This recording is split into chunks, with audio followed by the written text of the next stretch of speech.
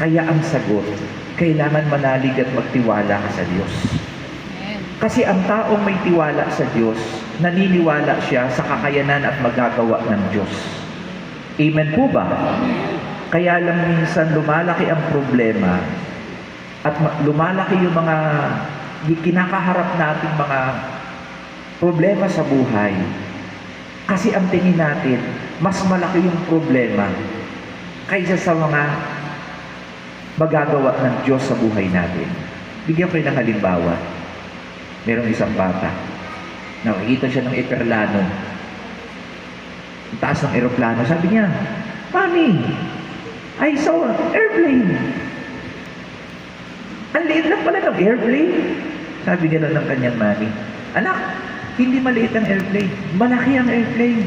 "Eh bakit ang liit?" Sabi sa kanya ng mami niya, "Mamaya, pupunta tayo sa airport, makikita mo yung airplane." Pumunta sila sa airport. Dinala siya doon malapit sa airplane. Nakita ng bata. Sabi niya, "Mami, amazing! Ang laki pala ng airplane! Bakit kaganina nakita ko ang liit-liit ng airplane?"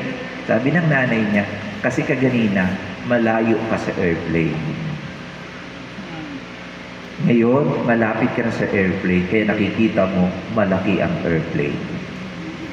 Bakit minsan, pag may problema tayo, parang ang laki-laki ng problema, tapos nababagabang tayo? Alam niyo kung bakit? Yung problema kasi parang piso, nakalagay dito sa mata natin. Pagka yung piso nakalagay dito malapit sa mata mo, malaki yan. Di po ba? Pero kapag yung piso malayo sa mata mo, maliit lang yung piso. Ganon din.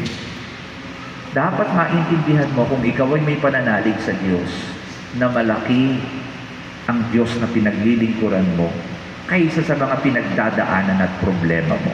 Amen po ba? Amen. Kaya sabihin mo sa katabi mo, trust in God. Trust in God. Have faith in God. Have faith in God. Ano pong sabi sa bandang huli?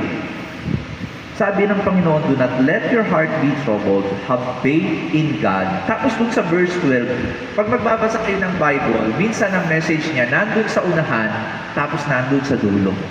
Amen. Ano pong sabi dun sa dulo nung binasa natin, mga kapatid? Sabi diyan sa verse 12, "Sinasabi ko sa inyo, ang nananalig sa akin ay makagagawa ng mga ginawa ko at higit pa rito sapagkat pupunta na ako sa Ama." Kita niyo po yun? Yung tao daw na may pananalig sa Panginoon, magagawa niya kung ano ang nagawa ng Panginoon. Nung nahihirapan ng Panginoon, nabata niya yung paghihirap nang magaan sa kanyang kalooban, kahit napakahirap at napakabigat, mga kapatid, dahil sa pananampalataya. Dahil sa pag-ibig. Amen po ba? Amen. Ganon din tayo, mga kapatid. Kung ikaw ay may pananalig, kung ang papaanong nagtagumpay ang Panginoon, magtatagumpay ka din. Amen. Sabi mo nga sa katabi mo, magtatagumpay ka rin. Magtatagumpay ka rin.